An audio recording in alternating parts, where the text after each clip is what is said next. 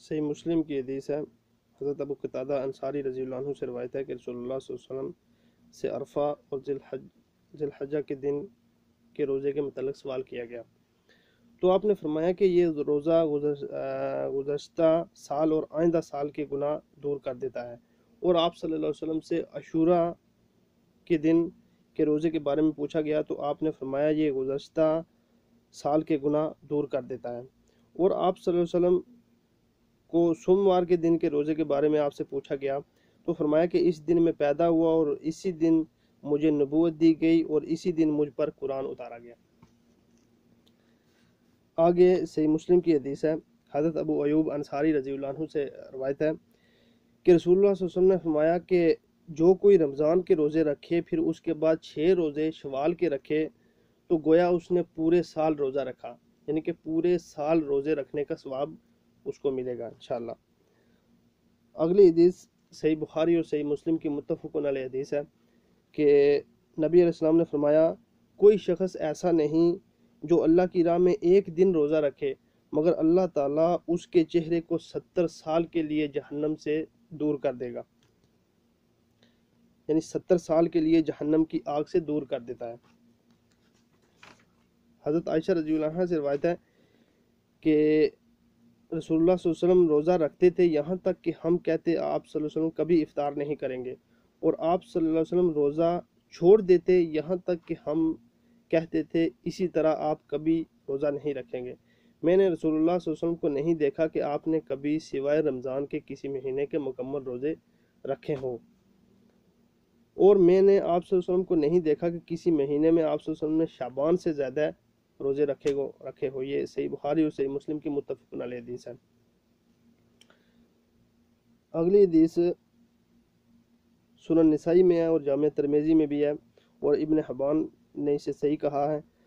حضرت ابو ذر رضی اللہ عنہ نے فرمایا کہ ہمیں رسول اللہ صلی اللہ علیہ وسلم نے حکم دیا کہ ہم ہر ماہ 3 دن کے روزے رکھیں، یعنی 13، 14 اور 15 تاریخ کو عربی کی۔ اگلی حدیث صحیح بخاری اور صحیح مسلم کی متفقن علیہ حدیث ہے۔ حضرت ابو ہریرہ رضی اللہ عنہ سے روایت ہے کہ رسول اللہ صلی اللہ علیہ وسلم نے فرمایا کہ کسی عورت کے لیے حلال نہیں کہ وہ روزہ رکھے جب کہ اس کا خاوند گھر میں ہو، اعلیٰ یہ کہ شوہر اس کی اجازت دے۔ یہ صرف نفلی روزے کی بات ہو رہی ہے، فرض روزہ جو ہے وہ عورت پر فرض ہے، وہ اس نے رکھنا ہے خاوند کی اجازت کے بغیر بھی۔ نفلی روزہ اگر کسی عورت نے رکھنا ہے تو خاوند کی اجازت کے بنا نہیں رکھ سکتی، اگر خاوند اس کو منع کرے کہ روزہ نہیں رکھنا تو وہ نہیں رکھ سکتی۔ یہ چیز جو ہے حدیث میں موجود ہے۔ اس کے بعد حضرت ابو سعید خدری رضی اللہ عنہ سے روایت ہے کہ رسول اللہ صلی اللہ علیہ وسلم نے 2 دن روزہ رکھنے سے منع فرمایا، عید الفطر کا دن اور قربانی کا دن۔ یہ صحیح بخاری اور مسلم کی متفقن علیہ حدیث ہے۔ آگے صحیح مسلم کی حدیث ہے، حضرت نبیشہ الحضری رضی اللہ عنہ سے روایت ہے کہ رسول اللہ صلی اللہ علیہ وسلم نے فرمایا تشریق کے دن کھانے پینے اور اللہ تعالیٰ کے ذکر کے دن ہیں۔ اگلی صحیح بخاری کی حدیث میں آ رہا ہے کہ حضرت عائشہ رضی اللہ عنہ اور حضرت عبداللہ بن عمر رضی اللہ عنہ فرماتے ہیں کہ ایام تشریق میں روزہ رکھنے کی